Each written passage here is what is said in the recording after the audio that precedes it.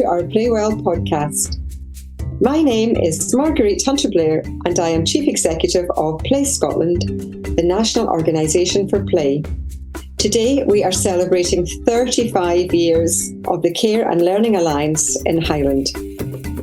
Incredibly, CALA serve a landmass area the size of Wales and greater than the country of Belgium. So as you can imagine, absolutely teeming with challenges and magical opportunities. So today, our Learning and Development Officer, Jenny Lester, is catching up with Jaci and Corrina. Hi, Jaci and Corrina. Thank you so much for joining us on the podcast. Thanks so much for having us.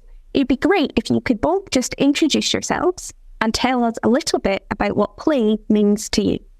Well, I'm Jaci Douglas. I'm the Chief Executive of CALA, of the Care and Learning Alliance. And play for me just means that feeling of joy. It's that feeling of being absorbed in the moment. And when really you can just be, you don't have to stress, you don't have to worry if you're doing things right or wrong. You can just enjoy what unfolds before you. Just feeling that sense of being really energized and really happy. And it's just happiness and fun. Hi, I'm Corrina from the Care and Learning Alliance. I'm Head of Quality Learning and Workforce Development. Wonderful. And what does play mean to you, Corrina? Okay, for me, I guess it starts with my own memories from when I was a child, that freedom, that friendship, that sense of fun, the taking the risks, the laughing, and the crying when things go wrong. But then that sense of achievement when you work through it and you carry on your game. I think working with children every day is a privilege. I think I really value using my own memories of play, how play is individual for every single child. It's very unique. Some children love the social aspect of it. Some children like it to be more solitary. Others are very adventurous in their play. The way that children play absolutely fascinates me. We can provide the same resources every day, but every day is different. I think we'll use those resources in a different every day. That's wonderful. I absolutely agree that children can play in so many different ways that it might look like they're playing the same game one day to the other and it'll be something completely different in their heads. And I think that's just so wonderful. And I was wondering if you could tell us a little bit about what CALA does as an organisation and why you think it's so important. So CALA's actually been going for over 35 years. We started way back in January 1989. And we were formally incorporated at that point as the Highlands Scottish Preschool Play Association. And so although we've changed names and we've changed locations and we've had a bit of a change of remit, play has always been the absolute heart and focus of what we do, and making sure that children and families and communities have access to really good quality play experiences, especially across remote and rural areas. So as I said, for over 35 years, and we're now the largest third sector provider of childcare and wider support for children and families in Highland and beyond. And so we specialise in services in rural communities. We cover an area larger than Belgium, and every service that we have is very place-based, much like we're seeing about children's games. All the opportunities we have for play are very much around what the community and the children and families want and need from us as well. So that's a very place-based and local provision. We have a really wide range of services. I say we've got 21 childcare settings, and that's quality early learning and childcare for children up to the age of 12, including after school and through the school holidays. We're a membership organisation. We support the wider childcare, children, families, and third sector, and we also represent the voices of rural communities and childcare and children families nationally as well. Corrina can talk about her family team because that's what she covers. So our family services team provides support to local parent, baby and toddler groups through play, guidance and advice. We also facilitate our own play and learning sessions and pop-up play across the Highlands and beyond. There's many aspects obviously to the family service team, but supporting parents' confidence in providing play experiences and valuing the positive impact that play has for their children is at the heart of everything that we do. Our own play and learn sessions focus very hard on making sure that we provide a wide range of play opportunities and experiences. These are all based around the children's interests and stage of development, so each group is very different. They're all delivered in different communities across Highlands, so that in itself requires a different kind of way in the way that we offer the play, but it's all based around what the children's needs and interests are. Our experiences, however, the experiences that we do offer the children are ones that are easily recreated in the home environment. We run these sessions, so to make sure that we build on what we do, we run these sessions in the areas that we run play in toddler groups. That we run these kind of sometimes on a Saturday and always through the school holidays. And these sessions will take place regardless of how many children turn up. So closing that kind of rural equality gap is really a key aspect of our work as well. So we provide play in areas in Highlands such as Inverness, and we can have lots and lots of families and children attend those. But then the very next day we might be away up in the north of Scotland where there's only 2 or 3 families, but those families have the same equal opportunities as our families in kind of more built-up areas. So closing that rural gap is really, really key to us. Our play-based services also include our active play. This is provided in partnership with Inspiring Scotland and NHS Highlands. We facilitate the active play programme across different primary schools in early learning and childcares. We also do a kind of variation of the active play programme in our toddler groups. This raises awareness on the vital need for parents to understand that physical play plays on their children's overall health and well-being and their development. Active play is an evidence-based programme and it's not only effectively helps the children with their physical skills, it also helps them in their overall well-being and health and overall development. So that's their cognitive and communication. And the programme combines, it's always delivered outside, but it combines a semi-structured part of the session and then a play session. We also have a wide range of training, learning and quality improvement, and obviously play is a huge focus of that. As part of that, we have our Foundation Apprentice programme, which is for 5th and 6th year students in school. And that is for young people who they join our programme if they are thinking about going on to a career in children and young people, whether that be working with youth, whether it's working in early years, it could be teacher training. However, regardless of what they want, right from day one, we have things speak in both planning and delivering play-based experiences for the children and young people in our services. And again, we also work with a range of partners. There's lots of other services. We are developing some innovative models around delivering some new ways of providing remote and rural childcare and different opportunities in communities. And as Corrina had said, sometimes sparsity is a very big issue for us, and making sure that everyone has that equality of access, the equality of provision, is really challenging to do the way you might do in a more urban built-up area. But we really believe in just having an innovative approach, and that is about collaboration, about working with communities, with families, with other partners, so together we can find a solution. And just really trying to think outside the box to find something that meets the needs that we have here. Absolutely. I think it's so wonderful that the service across the Highlands is making sure that all children access their right to play, because every child has the right to play.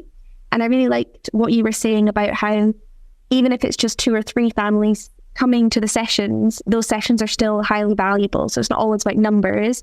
It's about making sure that every child and every family can access that. And I was just wondering if you could talk a little bit more about the challenges that are specific to delivering in a rural setting. So obviously you talked a little bit about sort of the sparsity of where people live, and you talk a little bit about the innovation that you are hoping to meet those challenges. So I think an example of that would be working with the vital services of the parent, baby and toddler groups. We are very sadly seeing a decline in those groups.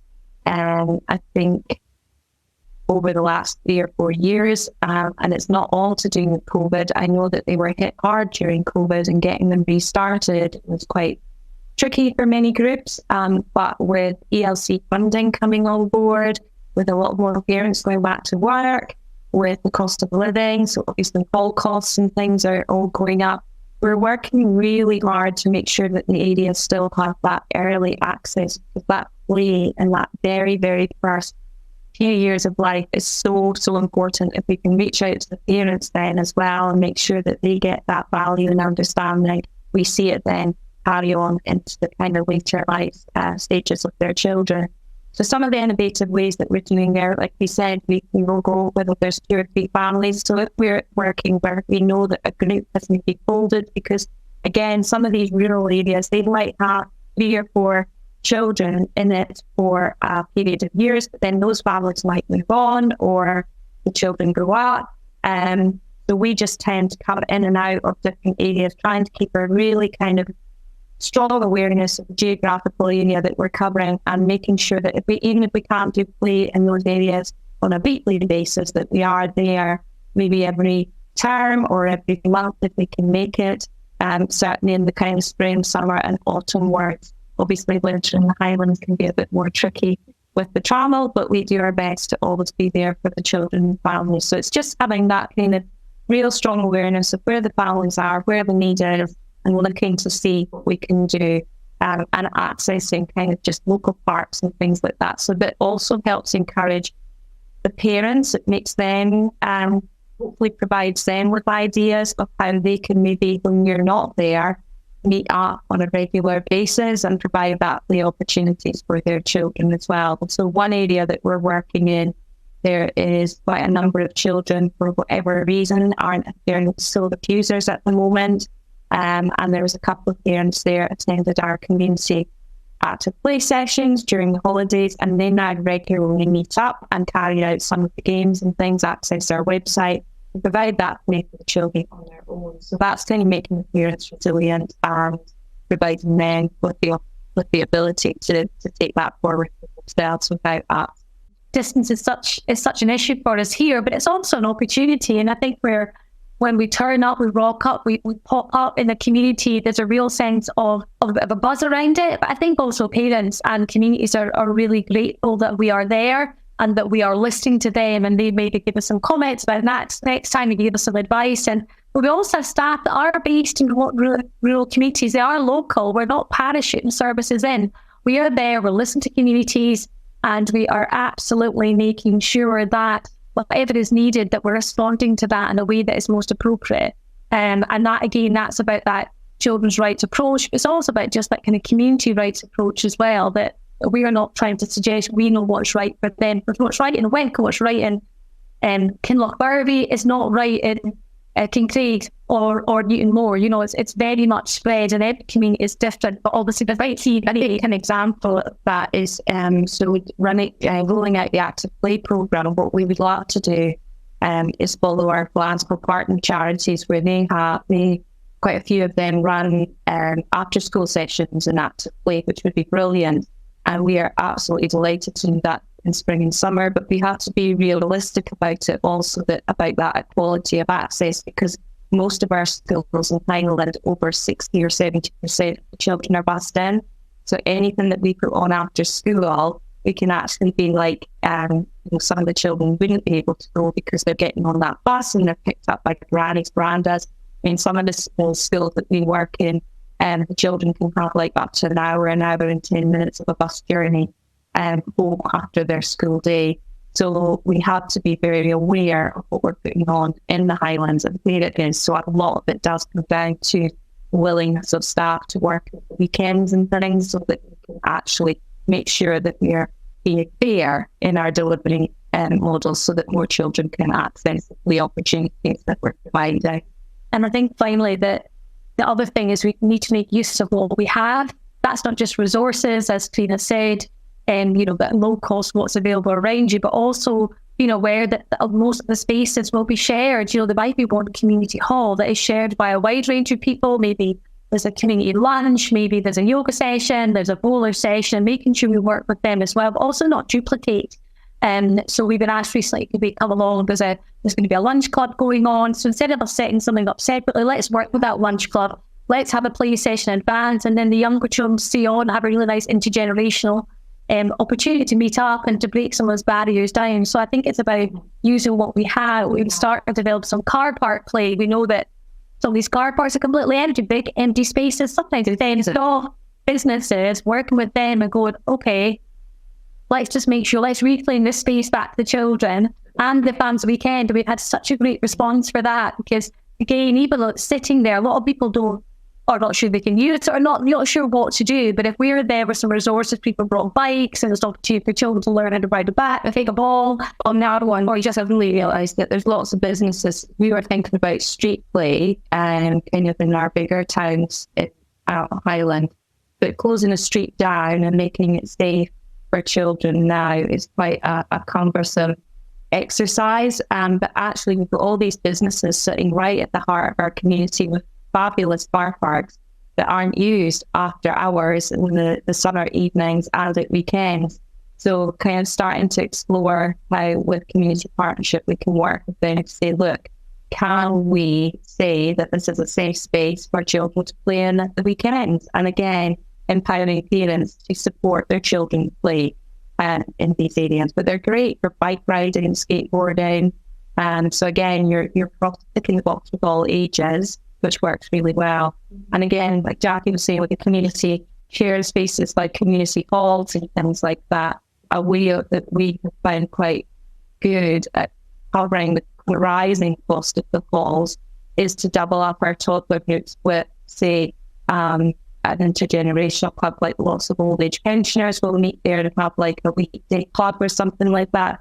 So we've had some great successes of joining two clubs up together, and play has been phenomenal, certainly for the children learning from the older people, and actually the delight on the older people's faces when they're sharing their play ideas and getting some great play, giving us some great ideas of what they used to play with and things. And it's been a really good shared experience. Absolutely. I love that intergenerational approach. And I love the car park idea. Like, I feel like cars have taken so much space from children that used to be theirs to play on. And the idea that we can have even a little bit of it back is so lovely. And although the cars come back maybe on a Monday morning, the chalk and the bits of, it doesn't do it's still there. And there's I think that little kind of legacy that maybe people come to work, will see that and think, oh, maybe I'll come down there. And it brings everyone's playful side of it. Who doesn't remember talking on pavement? And also with children, it's a good learning curve that they have that, that's their safe space within a designated time, but helping them understand that, you can't go down there on a Monday lunchtime, the cars are there and it's not safe type thing. So, and again, community spending that responsibility of caring for your community and things. So, yeah, that's something we're exploring and certainly build on. I really love that car park idea. It's great. And I was just wondering, so it's been 35 years of CALA, and you're constantly doing all these new things, adapting to new things. But I was wondering if you had any key achievements that you'd like to highlight.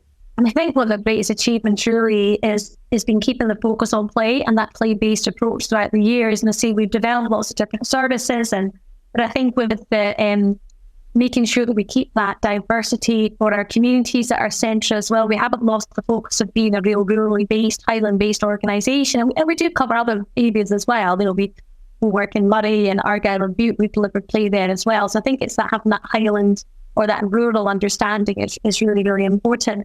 And I think also making sure that as the early learning childcare funded offer has grown from 475 to sort of 1140 now, making sure that our practitioners and the offer around that is also play-based. So we're really making sure that play and the voice of children and families within that plays at centre for all we do. And I think especially some of the work we do nationally is making sure the voices of children and families from rural to rural areas are there and are heard, are able to influence policy, because quite a lot of policy can be very urban-centric and maybe not the understanding of what the actual implications of that will feel like on the ground. And I think we have the real privilege of working nationally with a lot of organisations like yourselves, other representative bodies and government, and lots and lots of Highlands Valley's enterprise and lots of organisations. And I think it's that really collaborative approach that's so important to making sure everyone's voice is important. I think it's so wonderful to make sure that the voices, like you say, of children and families who might experience childhood very differently to children living in cities or in Central Belt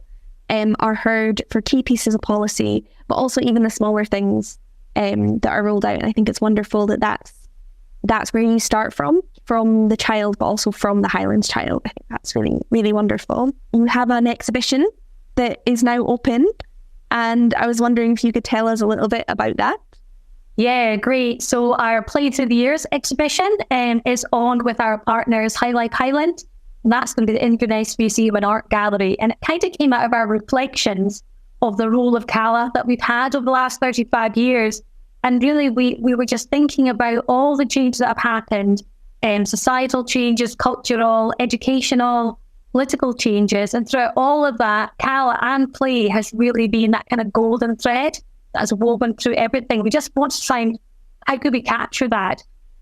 So we decided to survey a really wide range of people, from the very young, from 3-year-olds, all the way up to people who were probably up to about 93 years of age. Really asked them to share their memories of play, where they used to play, what they liked to play for those that were thinking back to when they were younger, what they played at, who made the rules of play, and actually what impact has that play had as they've gotten older, the real kind of legacy that play has left for them over the years. So we used all the results to create a sort of narrative that set the scene for our exhibition of play, and we backed that up with toys and lots about members of play throughout the year. So we've got everything from chopper bikes to a virtual bike race on a PlayStation. We've got Furbies, we've got Cindy's, we've got Harry Potter and Lego Star Wars, we've got Fisher Price, we've got everything's going to trigger a really good memory. And we put a call out to our own staff, to stakeholders, to families, and people brought in some really precious items,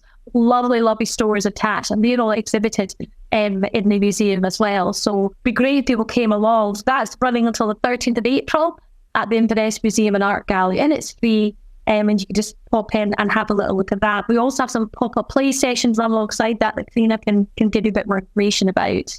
Okay, so through the duration of the exhibition, we're going to be facilitating several play sessions on Saturdays and during school holidays for the whole family to come along and enjoy. The first 2 weeks in March are going to be working with local schools, so the local school children will come along, look at the exhibition, and also take some part in some of the play offers that we're going to take along with us. The play will be, as always, open-ended, lots of small and large loose parts for the children to invent, discover and create with throughout the museum. We've got no fixed ideas. The museum staff are being incredibly supportive and happy to go with this open-ended play in the museum. So it's going to be probably in a way that the museum has never seen before, but we're hoping it won't be too costly for us either. We're not checked insurance. And so we're just going to go with the children's ideas and just hopefully build some fun into visiting the museum, make the museum a more accessible place for the children, somewhere that they hopefully will go back and visit in the future. And also let's see what they do with their play ideas. Hopefully some of the play ideas will be inspired by what they see in the exhibitions. So those are running a number of Saturdays during school holidays, and as I say, working with local schools. Yes, so as Corrina was alluding to there as well, we'll have a play trail through the actual, the exhibits that are always at the museum. There's quite a lot of history, obviously, of the Highlands and of Scotland through that as well. So, and some definite exhibitions around art and crafts as well. So there'll be little kind of play opportunities and little kind of play cues as you go through that. Another aspiration is then to take on the road, because as we said, although it's in Inverness right now, we really love to take out to other communities and hopefully curate each stop that we make a little bit more around what play looked like perhaps on the West Coast, or what it looked like in Gairloch, or looked like in the more the kind of Loughin, where the fishing villages, what it looked like in the far north, up in Watton or Bray or Betty Hill. How did that look and feel for people then back down on the East Coast? So we think it'd be really exciting to work with local community. That's our aspiration, I think, for 2024. And then who knows what will happen after that. Oh, that sounds amazing. The idea of going on a tour to show the differences in play across geography sounds so fascinating. But my next question is, the exhibition is about 35 years of play. Was there anything that was surprising that has changed over the last 35 years, or that stayed the same? I think we were surprised that more had stayed the same than had changed. And so we actually traveled, we talked about 35 years, we actually looked all the way back into the 1800s. And that's really the changing because we wanted to look at how the perception and the opportunity for children had changed. We started with the Factories Act, as children weren't allowed to work for too many hours, and those kind of changes in the law around children working in factories, and then the support for children into play-based services and into sort of kindergartens and that kind of opportunities as well. So it was really interesting to set it in that context. But even looking out back over the most popular toys of the certain years, quite a lot were very similar. Yes, you've got some slides, you've got Barbie at certain times, you've got Brio, but Brio, Lego was a theme that really went through, really consistently stayed in the top sort of 5 or 10 really throughout all the years. So I think, although there was obviously the pop doll, there was the fur, but there was Cabbage Patch Kids, and these kind of real kind of phenomenon was where it becomes the toy that everyone was fighting over to get. But actually, when you dig underneath it, that thread that ran through was also these simple toys of play, the kind of construction, the problem solving, the imagination, and the going back to basics. And I think that was actually really interesting for us to see. I don't think and some of the most ones are, it's your basic teddy bears. They just become more up with the times in that they speak. Or you can record your voice, or you can have a conversation with them, or they blink, or you can feed them. They kind of keep up with the modern technology of the world. But when you strip it away, it is actually just your teddy bear that everybody loves to have to cuddle and is their friend. Absolutely. And I think you can see that with bad toys do come and go, obviously, but most of them are, it's not new. It's all things that we've had before. Like loom bands were so massive. I mean, they kind of are, but that's just weaving, And yes, I had a Furby. I begged and begged for it and then was terrified of it when I got it. But it is just a baby, it's like a baby doll sort of thing, although it doesn't look much like one. So I do think that's really interesting. And I really love the idea that your exhibition is made up of donated toys and sort of these donated memories, because I think, often when we run training sessions or for engaging with people who aren't like play specialists, the first thing we ask them to do is reflect on a play memory. Because when you remember what it feels like to play, you remember how important it is. And I think that's just so special, bringing that to Inverness and then across the Highlands, this sort of reminder about this thing that's so innate and so important to all of us. And just like the car parks, you're taking children to a space where they maybe wouldn't necessarily normally play, they wouldn't normally be allowed to play, into this museum, and creating it into something that they can absolutely engage with on their own terms. And I think that's just so wonderful. And yeah, it sounds like you've got some really exciting ambitions for the future. So not just taking this exhibition on tour, but it sounds like you've got a lot of other things coming up. But keen to work with our children, our families and communities and those key stakeholders, and highlighting that real value, that the absolute importance of play and the awareness of how vital it is for every child and every adult to play. The role it has in our communications, it has in our physical and our mental health and well-being as well. There's such a focus that now, which is great. And really, in lots of ways, I always reflect that play seems so simple, but what is actually happening through play is so complex. Which is why I think a lot of people, as you said, don't always think about play. But absolutely, we can get people to realise that the difference that play makes, then we'll have done a good job for the next 35 years. Thank you so much for that. It was wonderful talking to you both today. Thank you so much for joining us on the podcast. It's been great to talk with you, and we're really looking forward to seeing yourself and anyone else who wants to come down to the Inverness Museum and Art Gallery to see our play exhibition, or just to have a little think yourself right now. Think about your play memories and think about how good that makes you feel, and go out today and play. A wonderful message. Go out and play. Thank you for joining us on this podcast. Don't forget to subscribe to our podcast on your preferred app. And to find out more about Play Scotland, please follow us on Twitter @PlayScotland and visit our website playscotland.org.